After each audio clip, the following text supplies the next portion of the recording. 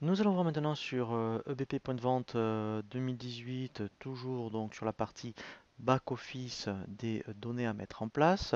Nous allons voir la création des familles fournisseurs et fiches fournisseurs. C'est vraiment très intéressant de penser à créer des familles fournisseurs.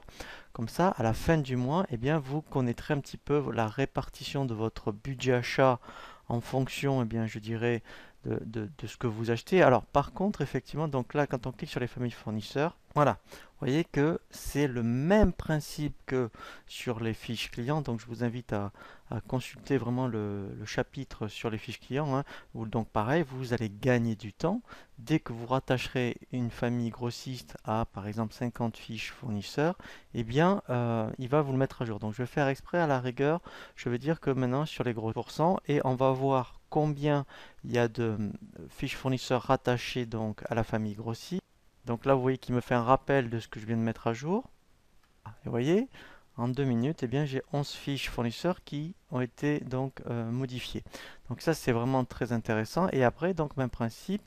Donc si on prend après, vous voyez, donc les fiches fournisseurs, c'est exactement comme une fiche client. Il y a les mêmes informations. Voilà. Donc là, vous allez rattacher la famille. Ici, donc l'adresse de facturation. L'adresse de livraison si après elle est différente de l'adresse de facturation. Ici, donc là, c'est vraiment aussi un intérêt puisque pour un fournisseur, par exemple, alors ça d'ailleurs c'est comme ça qu'il faudra faire.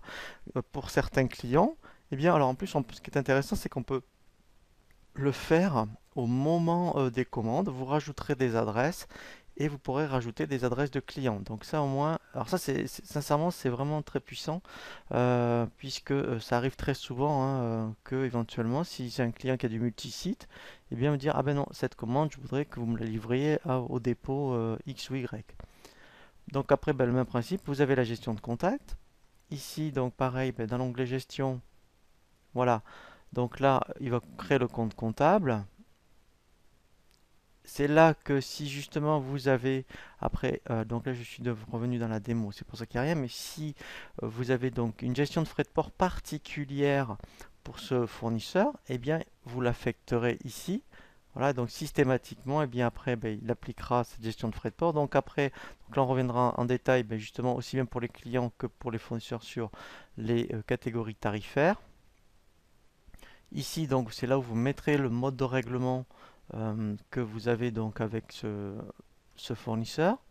Voilà. Et là, par contre, voilà. Donc là, c'est très intéressant au niveau des articles. Voilà. Donc ça, alors vous verrez, quand on verra les achats, c'est pour ça qu'il faut toujours créer les fournisseurs avant les articles, parce qu'en fait, quand il y a le fiche fournisseur dans l'article, quand les prix d'achat changent, eh bien lui, il va vous le mettre à jour ici. Et après, donc, il le mettra à jour dans la fiche article. Voilà. Donc ça, sincèrement, c'est pour ça qu'il faut absolument que, après, vous pensiez donc à mettre les fournisseurs dans la fiche article et toujours créer les fournisseurs avant les articles. Voilà, donc là, après, on peut rajouter eh bien toutes les références articles que vous achetez chez ce fournisseur et options de facturation comme pour les clients. Ici, on peut rajouter le modèle. Donc, s'il y avait un modèle d'achat spécifique au niveau des factures d'achat ou commandes hein, d'ailleurs, et bien ici après, alors après on verra justement la personnalisation des documents d'achat. Et bien après vous irez chercher le document vous voyez, spécifique. Donc par exemple, voilà. Et là vous choisissez le nombre d'exemplaires. Et après ici même principe, hein, on a les mêmes boutons que pour les fiches clients où on peut faire, donc, on peut créer directement un document d'achat. On peut donc visualiser les statistiques achats, les historiques donc de tous les documents d'achat qu'on a eu. Voilà. Donc une fois que effectivement vous avez bien créé les familles fournisseurs et fiches fournisseurs, la dernière étape, avant justement de voir eh bien, le circuit des documents d'achat et documents de vente, c'est de bien créer, c'est ce que l'on va voir donc sur le prochain tutoriel, les familles articles et fiches articles.